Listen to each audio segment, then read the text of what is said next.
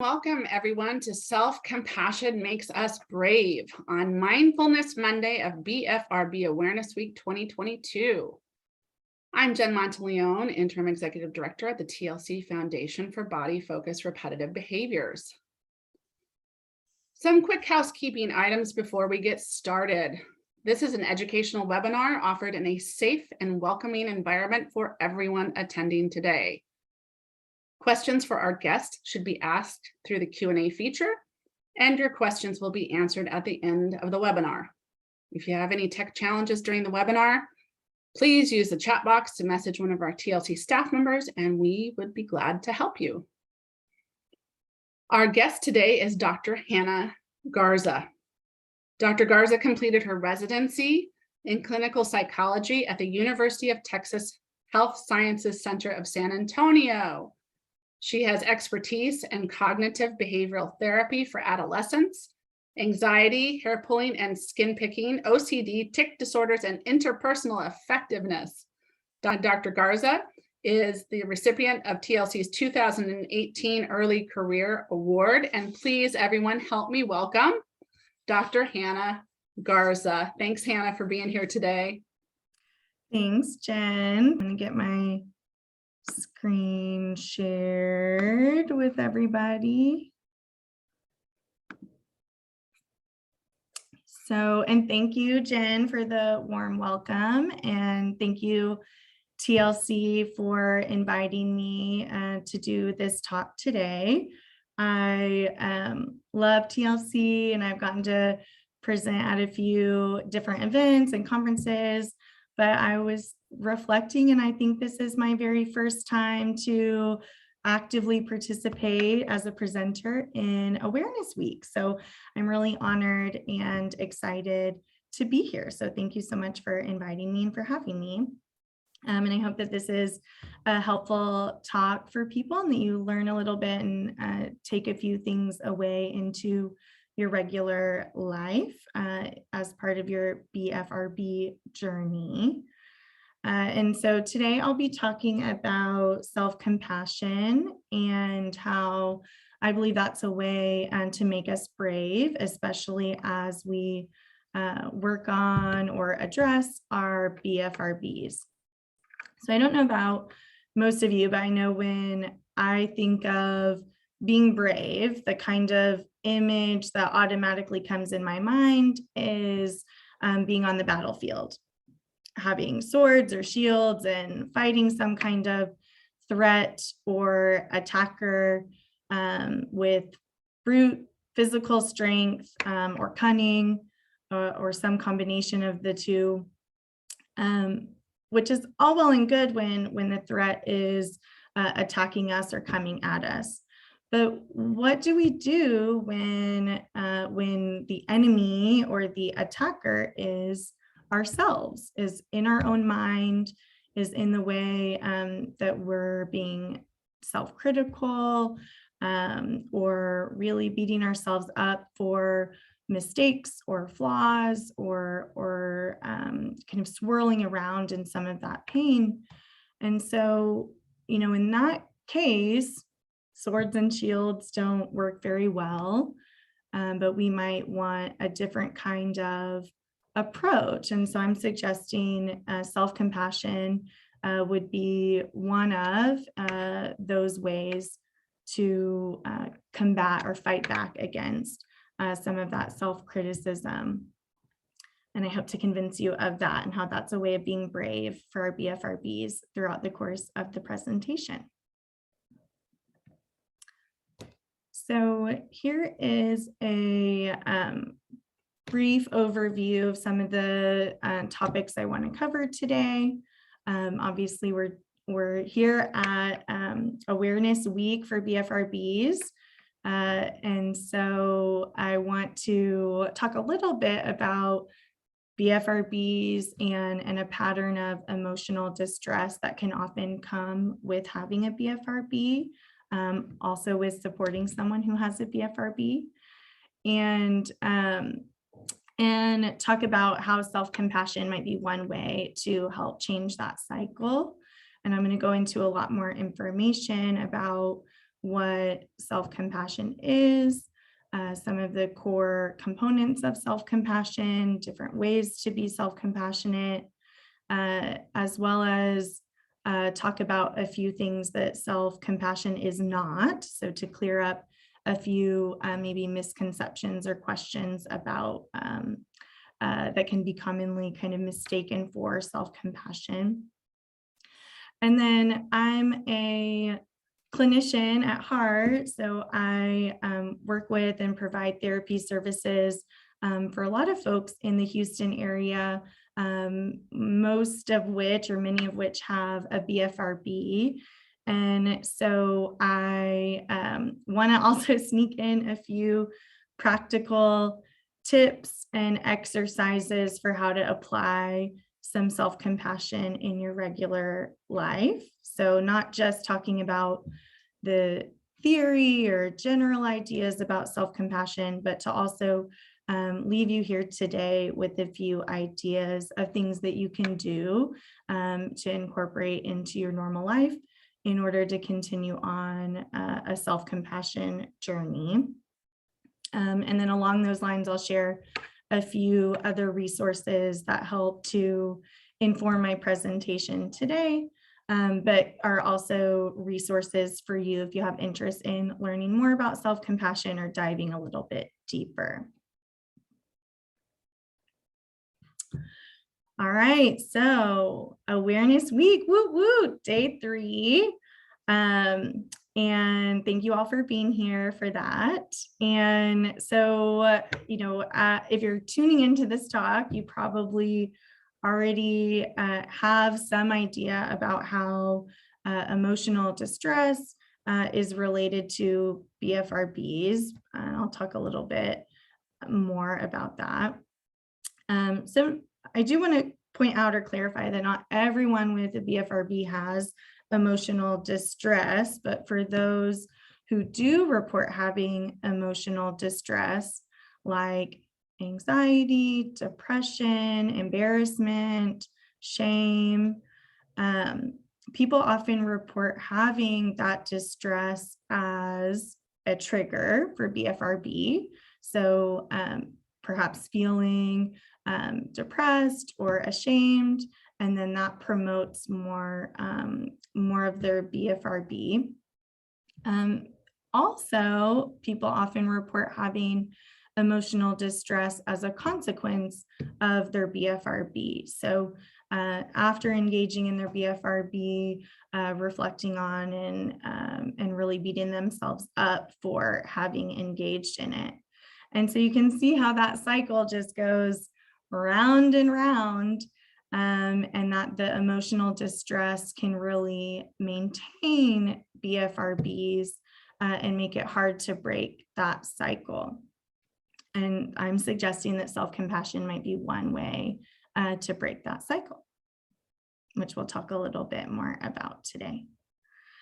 And given that this is a cycle that happens, it's probably no surprise that through scientific journal publications or other personal pieces people have posted, and I've just selected a few that popped out to me. But it should be no surprise that this pattern is pretty consistent across the literature and just anecdotally what people report having in their experience with their own BFRB. So it really is pretty pervasive and prevalent, again, as often as a trigger for someone engaging in their BFRB, but also as a result of or consequence of engaging in the BFRB.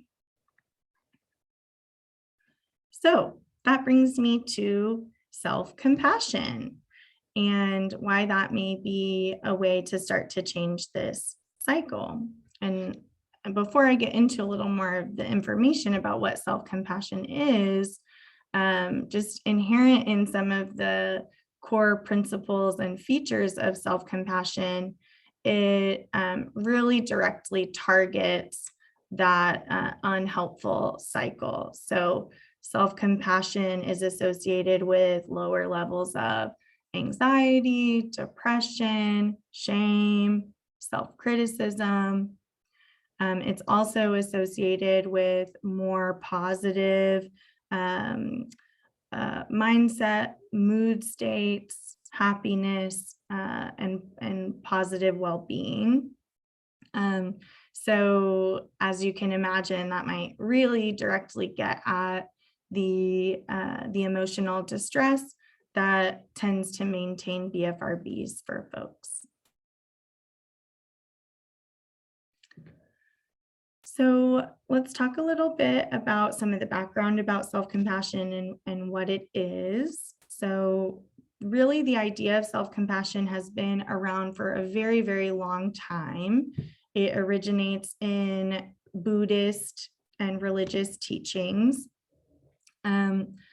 But the researcher who is photographed here, her name is Kristen Neff, and she is a researcher and professor at the University of Texas at Austin. She is a pioneer in the self-compassion research world. So she is someone who really operationalized this construct of self-compassion, meaning that she really helped to break it down, define it, help us to understand what it is, and to be able to measure it and assess for it, as well as to be able to teach it and then do research to see if people incorporate more self-compassion in their day-to-day lives. How does that relate to things that we think self-compassion could help, like anxiety and depression, self-criticism, shame, many of the things that coincide with having a BFRB, or what people often report as having related to their BFRB. So self-compassion is what it sounds like. It's compassion towards yourself. So being kind and understanding of yourself, not only when things are going well, or you're having successes and things that you're feeling really good about.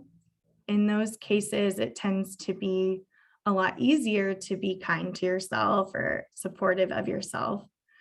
But self-compassion really is also being kind and supportive to yourself, even during, and maybe especially so during, times of failure, or when you're feeling inadequate, or you've made some kind of mistake, or have self-doubt, or are in some kind of pain, emotional pain with what you're going through.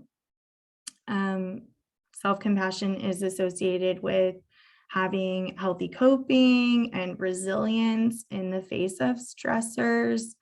And it's also linked to having improvement in not only mental health well-being, but also physical health well-being. And so it can really be a way to address, again, the emotional distress that we may be experiencing, especially as it relates to BFRBs. Examples of what self-compassion might look like could be, validating yourself, acknowledging that you're going through a hard time. Like, this is really hard right now. I'm sticking with something that's hard, or this is really painful for me. Really acknowledging that and addressing that without shying away. And we'll talk a little bit more about other ways to be self-compassionate. So when I briefly go back to our diagram about our cycle with emotional distress, maintaining BFRBs, and what I'm suggesting is that you can use self-compassion as a way to break some of those cycles.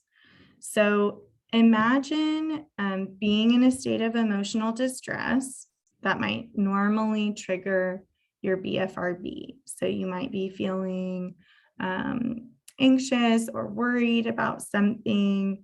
You may feel like you're more sad or down, maybe even angry or frustrated.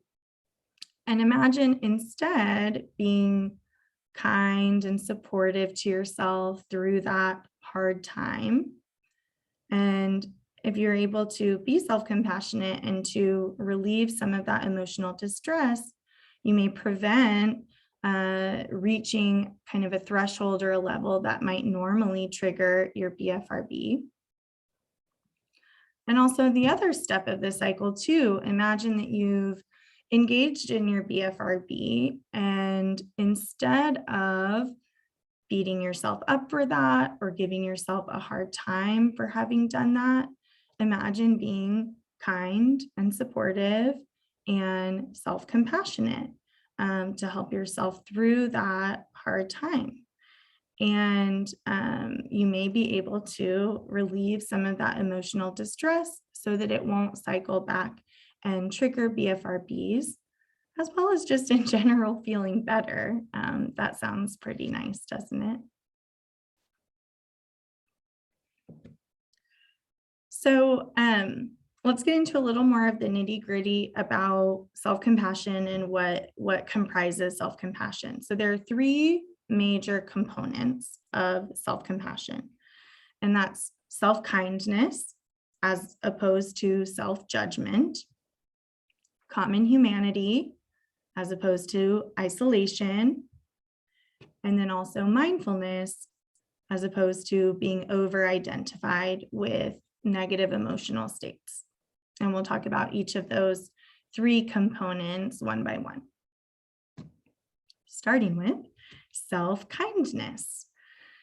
So self-kindness is, a lot of what I've referenced so far in the talk, being kind to yourself, even during times of hardship or distress, being warm and understanding, self-validating, and recognizing that being imperfect or making mistakes or having a hard time dealing with pain in different ways is inevitable.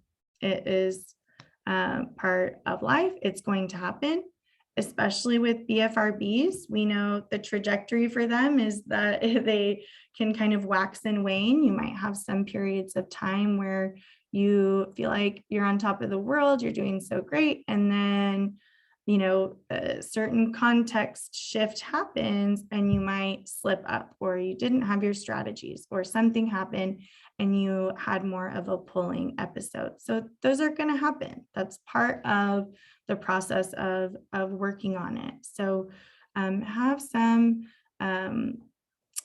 openness to the idea that making mistakes or having slip-ups is part of the process, and that it's possible to be kind to yourself through that, still as a way to motivate yourself, and that you don't have to be harsh or judgmental to motivate yourself. And that's something that, sometimes I hear people say whenever we talk about self-compassion in therapy, is that they say, well, how would I be motivated to get better or to work on this stuff if I weren't being, so harsh and critical? That's a way that I motivate myself to work on this. And, I would argue, and the research supports this, that the harshness or the judgmental component actually is not one of the mechanisms for change for most people.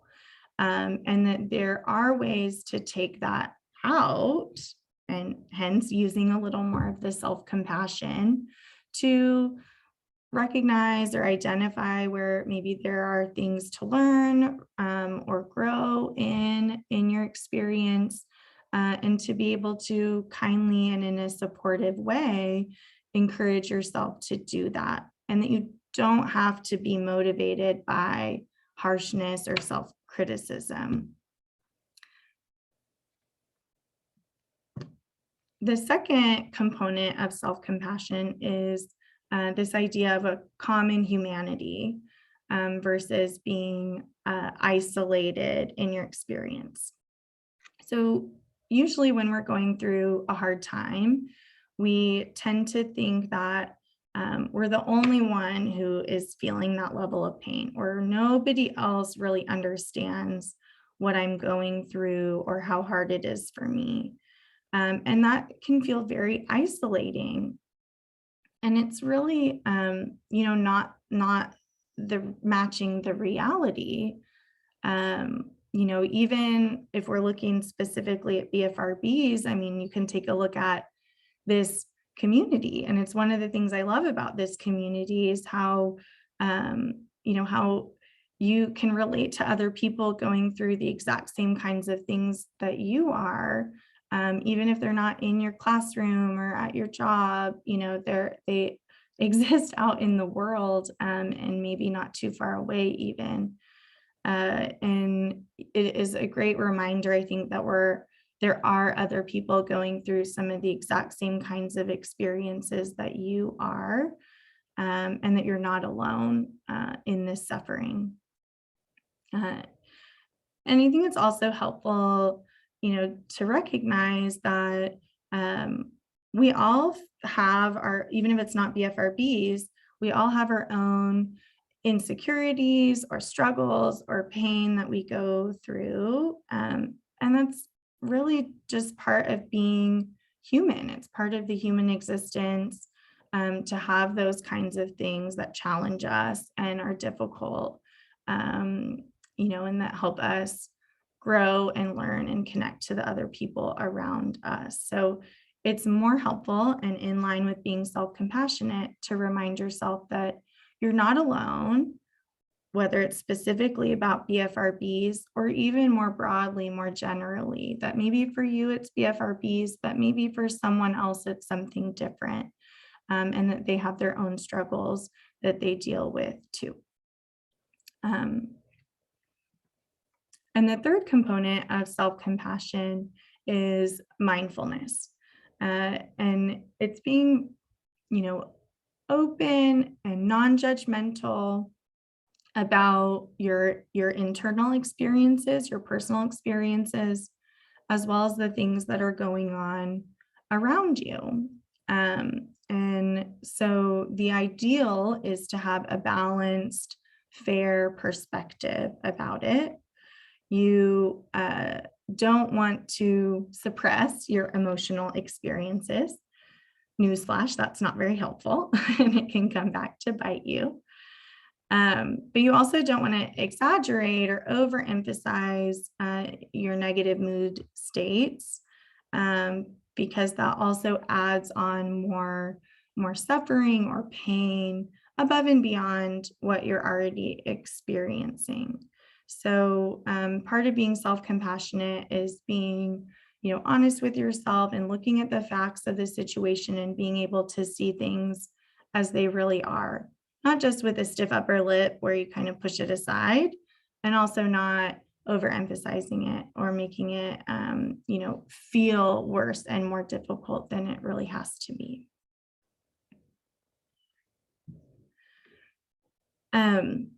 I also want to point out a few things that self-compassion is not. And these are, common kind of misconceptions or things that people might often wonder if they're the same as self-compassion, but I want to kind of nip it in the bud and help address how they're really not the same. So self-compassion is not self-pity. So if someone's engaging in self-pity or kind of emphasizing, their personal struggles, and feeling worse and worse and worse, that's not really following all three of the components of self-compassion. It's actually pretty isolating, kind of emphasizing that your struggles and your issues are a lot harder or worse than other people's. And it's also not being very mindful, where you might be overemphasizing things that are above and beyond, or just making it magnified how much worse it's really feeling. Self-compassion is also not self-indulgence. So this one I probably hear the most pushback or questions about, and especially related to BFRBs. Like, imagine, oh, I had a stressful day, hard day. I'm going to be kind to myself, and I'm just going to pull when I get home. Or kind of justifying in the moment that's being kind to yourself by letting yourself do that. And that's really self-indulgence. It's not self-compassion. So self-indulgence is more short-term focused, and self-compassion is really, in a broader context, more long-term. So truly being kind to yourself in the long term is probably not engaging in self-indulgence in that moment. It might be, we can talk a little bit more about fierce self-compassion in a moment, but it might be kind of problem solving or thinking through ways to handle that type of situation if you're feeling stressed or overwhelmed, and that might normally trigger your BFRB, how to in fact be self-compassionate versus self-indulgent. And self-compassion is also not self-esteem. So, self-esteem, there's certainly a lot of overlap with self-compassion. For instance, that having high self-esteem can often be associated with a lot of positive benefits. Having low self-esteem is more certainly also associated with having more negative mood states. And so, but a key difference is that self-esteem tends to be based off of kind of a social comparison in a way. Like especially in Western cultures, we tend to get self-esteem by being better at certain things than other people, and then being recognized or acknowledged for that. And that feels good, and that raises our self-esteem. But that can be very isolating versus recognizing some of the common humanity about pain or challenges. And you don't have to be better than other people to be happy or to like yourself or to have self-compassion.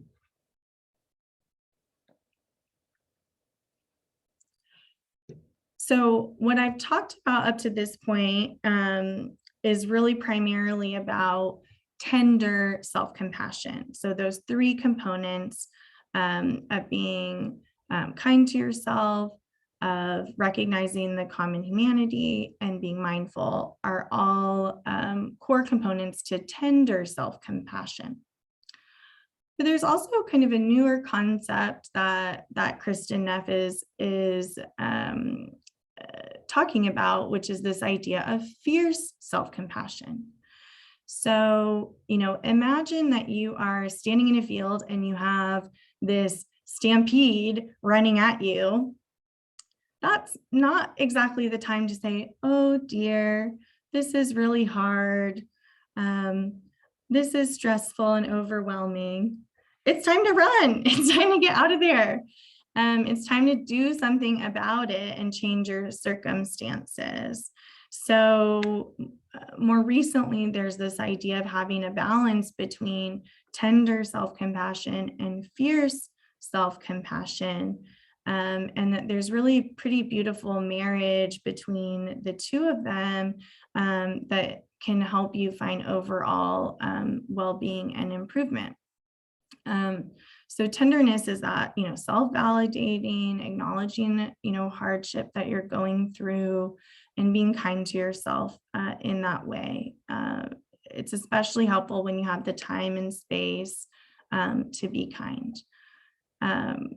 But we don't always have that time and space. And I think especially when it comes to BFRBs, it's helpful to also take a proactive or kind of reflective approach about any kinds of things that you could do to improve your situation or to address other triggers that might be there, whether it's emotional distress triggers and maybe using coping strategies, or seeking social support or dealing with those things in a more productive way. So you don't just have to stand there and get stampeded by your emotional experience. But then you might also be able to affect some kind of change, maybe learning from, different struggles that you've gone through with working on your BFRB, like, maybe if you're finding that, not having strategies in certain places is maybe making it more likely that you engage in your BFRB. You can be fiercely self-compassionate by being honest with yourself and recognizing, okay, I do need to actually put, my fidgets or my blocks or other things that are going to be helpful at my desk or in front of the TV or the iPad, so that you are able to help set yourself up for success in future situations. And you can do that in a way that's still kind and supportive and helpful and honest. And you don't have to do it in a way that's beating yourself up or being critical. It's, promoting or encouraging positive change because you deserve to feel good and happy, and we're all growing and learning, and it's such an ever changing, ever moving kind of target. So being flexible and able to adapt and being able to address your needs in a proactive way, not just reactively. Exercises time. Okay, so there are a lot of exercises that you can do to work on self-compassion, and I won't have time to talk about all of them, but I selected a few that I use the most, and so I hope that one or more of them are appealing to you. And when I talk about resources to at the very end, I'll share the self-compassion website, which also has even more ideas for exercises and other resources that you could look into if you're interested in seeing what else is out there.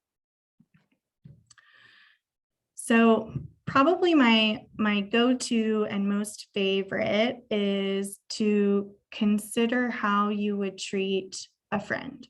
So as human beings, most of us are really very good at being compassionate towards others. And we're kind of not that good at being compassionate to ourselves. So we can kind of take advantage of the fact that we actually have a lot of those natural tendencies to be nurturing and comforting and supportive to the people that we care about when they're going through a hard time. And it's an exercise to practice kind of looking in the mirror in a way, no pun intended, and shifting some of that focus for being self-compassionate to yourself.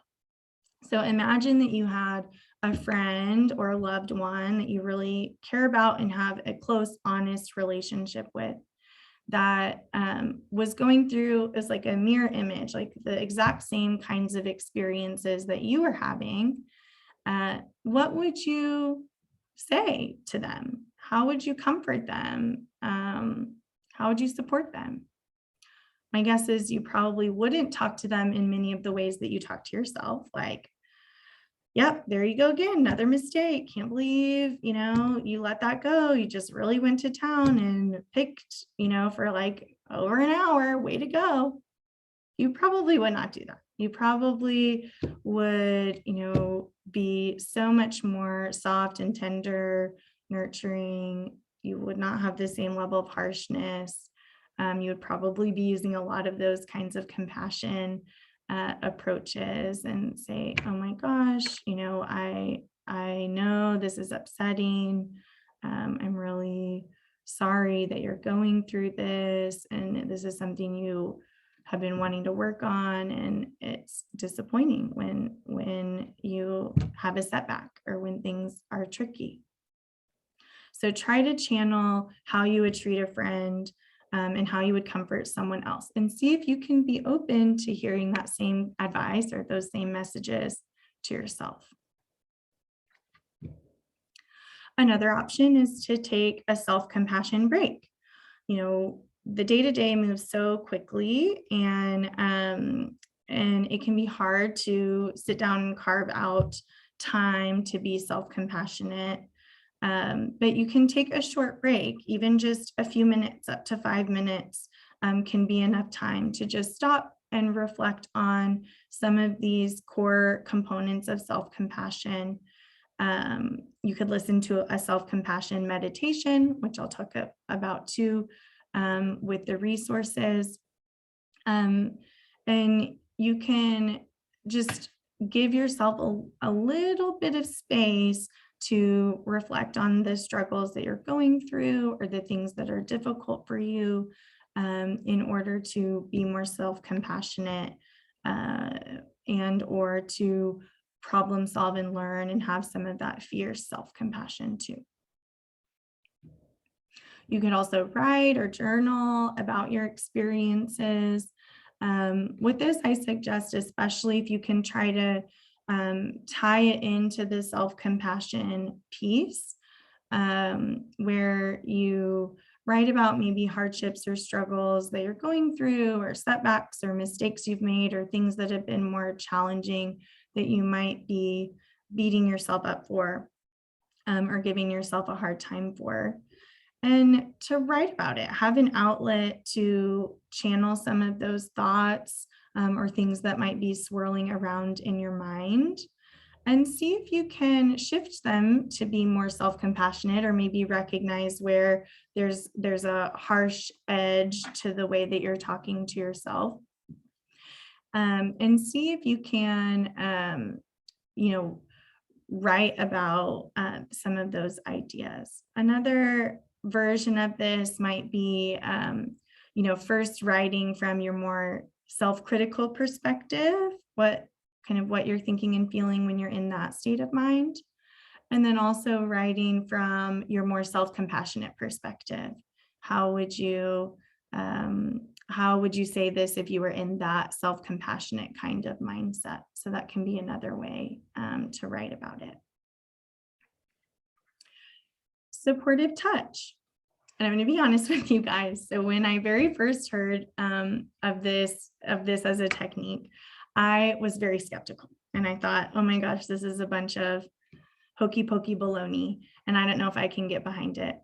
But the research really backs it up, and it does actually work. And I use it myself, and other folks I work with, the same kind of experience. So I will share with you. It is not hokey pokey baloney, but it's when we hug or have a supportive touch with someone else, it actually releases a hormone called oxytocin in both people. Okay, so when we hug someone, we have an oxytocin release, and the other person also has an oxytocin release. And oxytocin, for those of us who are moms out there, you might be aware, is a hormone that gets released during childbirth. It's a pain reliever hormone, and it's a bonding hormone. So it helps us, feel more connected to our baby that we just went through a bunch of pain to deliver.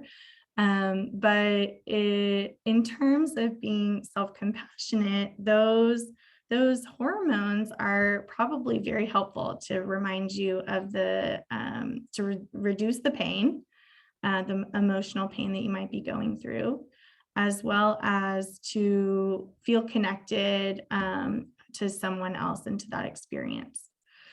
So when you're being self-compassionate, how does that work? Are you supposed to hug yourself? Like, what is that like? And the answer is yes. You hug yourself. So, just embracing yourself for about 20 to 30 or so seconds. An alternative to the self-hug might be placing your hand on your heart, or a place where you're feeling some of that emotional pain, and channeling a compassionate, tender, soothing kind of energy. So and again, I know this sounds a little hokey pokey, but again, the research backs it up, and it does. Even when you hug yourself or you have that tender touch to yourself, it also releases the oxytocin, believe it or not. And so that's also a way to be self-compassionate through touch. And another, a lot of what we talked about is the self-criticism, and how that can be related to emotional distress. The primary type of therapy I do is called cognitive behavioral therapy. And the main idea, or one of the main ideas, is that you challenge and change your thinking to be more accurate and more helpful for you. So this is also a way of being self-compassionate, to modify and challenge your self-talk, so that you can be thinking about it in a more mindful, accurate, honest way, as well as in a way that's more tender and helpful, and helps you get through the situation. So if you can isolate or identify certain thoughts that you have that are especially self-critical, then you can try to use some CBT type techniques to challenge those ways of thinking, or modify that thinking, in order to be true, but to also be helpful.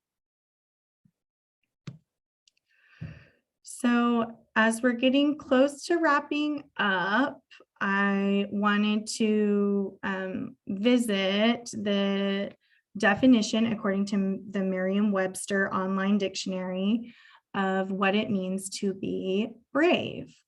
And I hope that through the course of this presentation, I've convinced you that it is in fact very brave to be sitting with and facing your emotional distress, and to be doing things that don't come as naturally, perhaps, to be kinder to yourself, especially when you tend to be the one of the people who's being harsh and more self-critical. And through being self-compassionate in a tender way, that's one way of being brave, but also in the fierce way, where you're more proactive, you're again being honest with yourself about things that maybe need to change or would be helpful for you in the long run.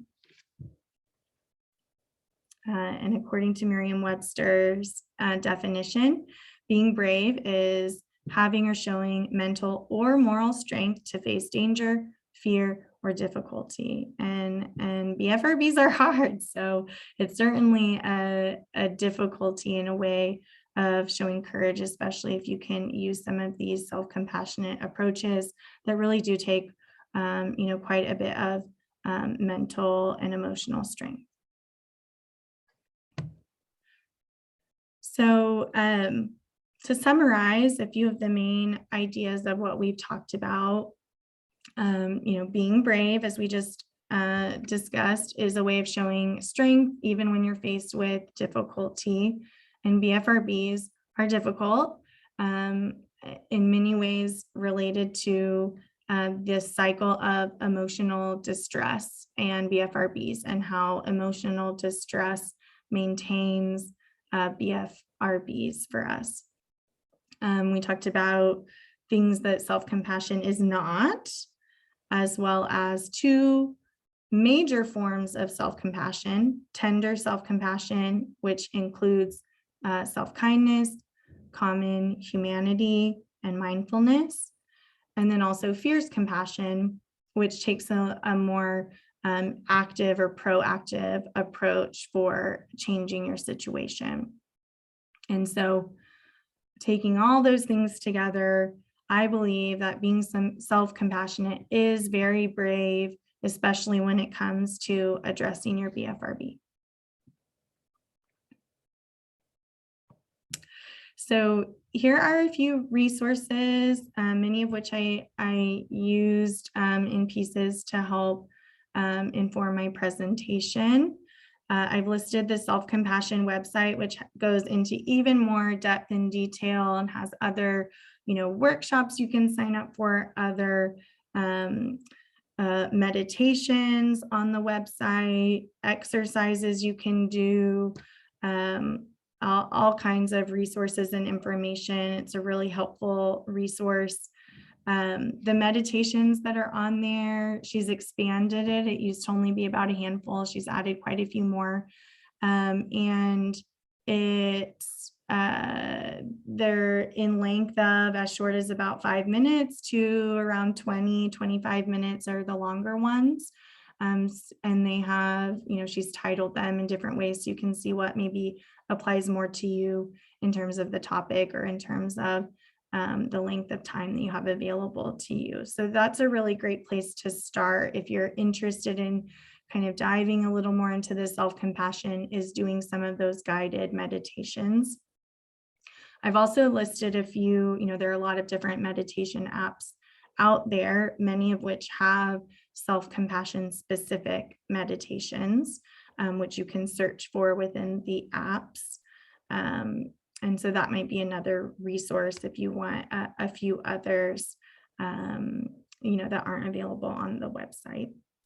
And then I've also included a few of the book and workbook covers, many of which are written directly by Kristen Neff, but have more information. They include exercises in the books as well as the workbooks to help you work on these things. So thank you all very much for your time and attention. And I hope that this was a helpful talk and that you learned some things and that you are able to take a few of these tips and ways of practicing self-compassion into your journey with your BFRB. So thank you very much. And Thank Jen, we you. can open up to questions if there are any. Awesome. I would just encourage anyone who's here, if you want to pop questions into the Q&A for Dr. Garza, now would be a great time to do that. And Hannah, I'm going to see, or Jocelyn, if we can unshare the screen so people can see Dr. Garza a little bit more as she's doing her Q&A. And we do have some coming in. One of our community members has asked, you mentioned isolation in contrast with common humanity. Is it possible for isolation to also be a form of emotional distress? What do you recommend to address isolation in the distress BFRB cycle? That's a great question.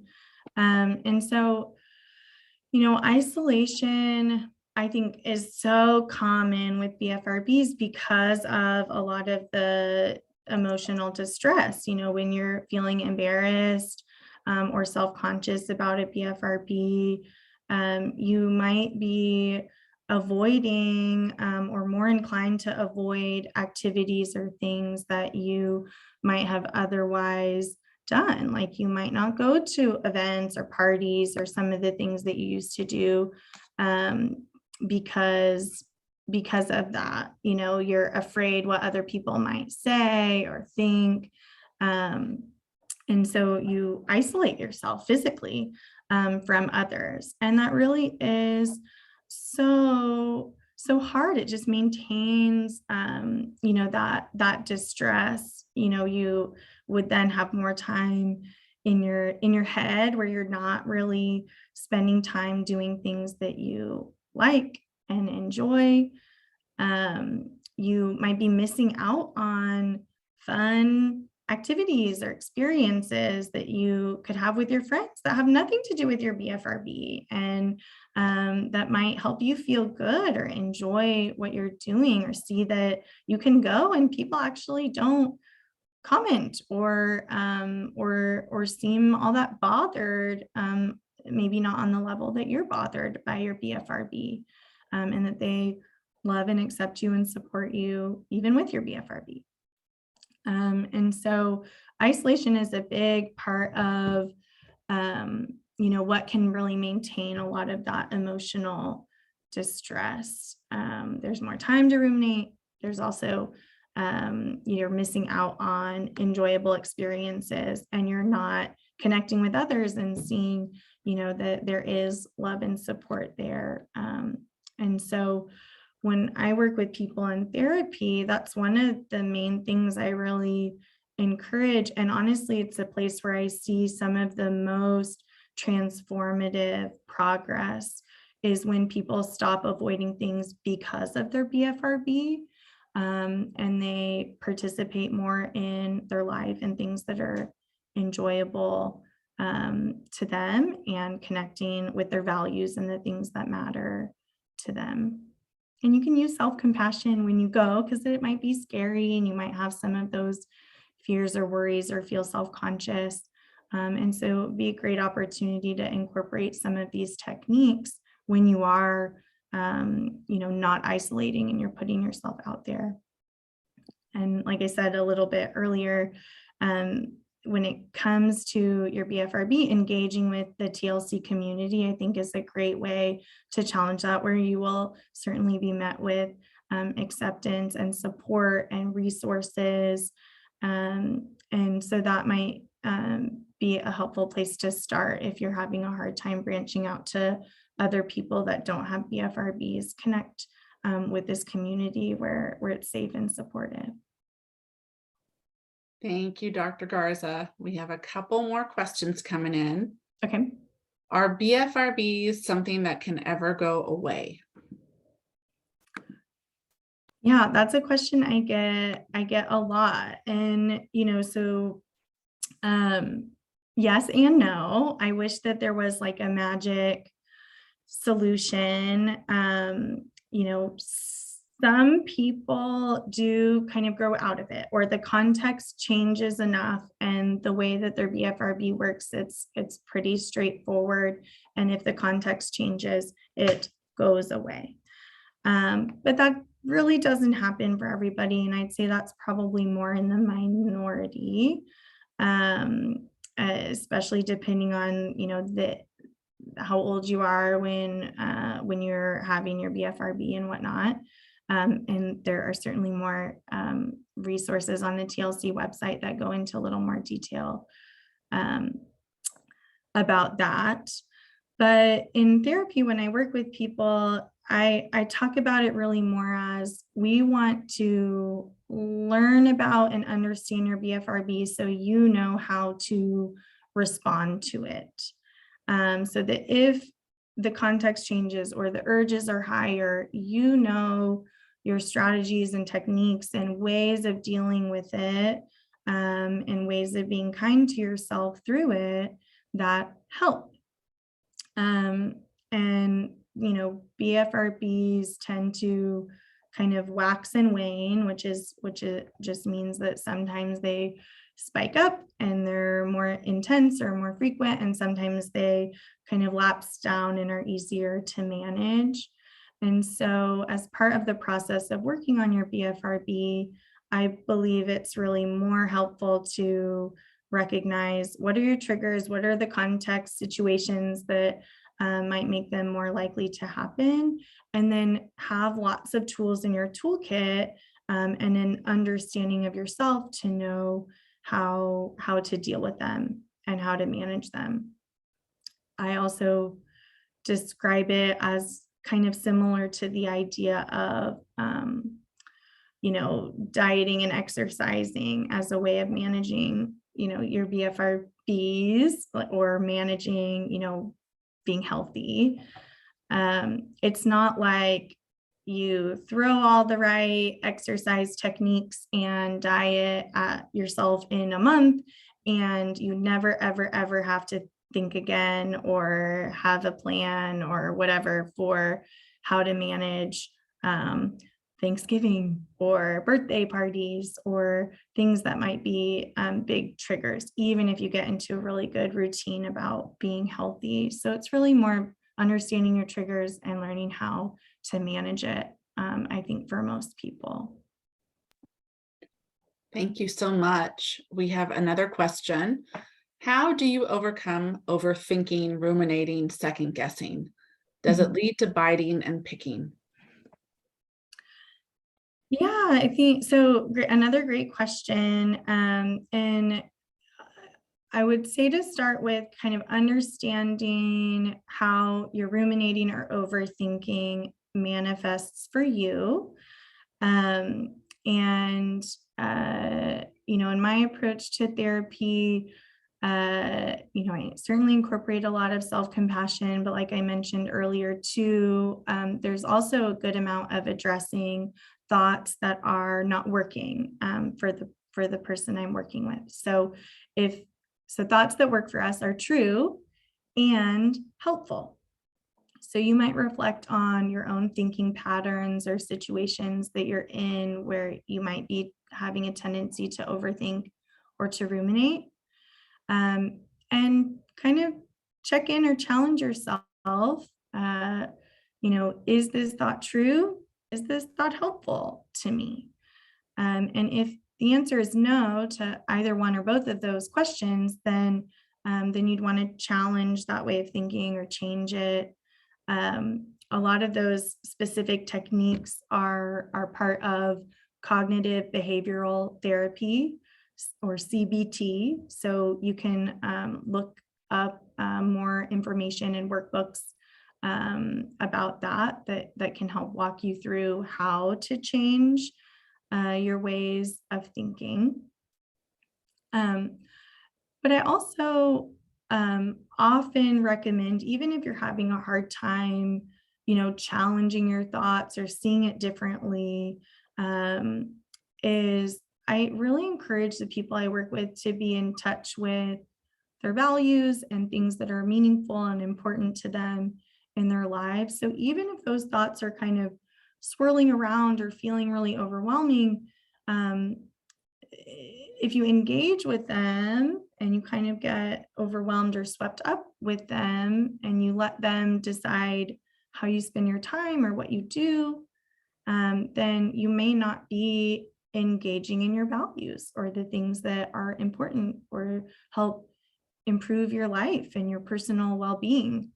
And so I really encourage people to, even if you can't change the thoughts or that process is tricky as you're working on it, is to try to think of, what is meaningful and important to me in my life, and spend more time doing that. And the thoughts can kind of be there in the background, but if the way you're spending your time is doing the things that help make your life better and special and feel more connected to those around you, then that's probably a better use of your time too, especially if it's hard to kind of get unstuck from those thoughts first. Thank you so much. You're It's welcome. already time for us to wrap up. Dr. Garza, we appreciate you giving of your time and special gifts to teach us about self-compassion today that makes us brave. I think we're all walking away feeling more empowered, like we have more tools in our toolbox to help become our best selves. So thank you so much for being here. That's To great. the You're amazing, thank you to the amazing TLC team for putting on this event today. Thank you all so much. For our participants today, thank you for being here. We super appreciate your presence. Don't forget to help us by completing the post-event survey, which is now linked in the chat. Remember that completing a post-event survey enters you into the drawing to possibly be chosen to receive a BFRB Brave box valued at over $150. You won't want to miss out. Get registered now for more BFRB Awareness Week events, including the BFRB Brave Bash live stream fundraising concert on Friday, October 7th at 4 o'clock. You won't want to miss that either. The link is now in the chat. It's not too late to wear your BFRB pride like this. So you can order your BFRB Brave merch through Bonfire. 10% of every sale is donated back to TLC to support programs like this. And that link is now in the chat. And finally, if you enjoyed attending today, please consider making a donation to TLC. This helps us to continue to offer programs like BFRB Awareness Week and more. You can make a donation now at bfrb.org/donate. So thank you again for joining us. We look forward to seeing you all at many more BFRB Awareness Week events. Have a great evening. Bye-bye.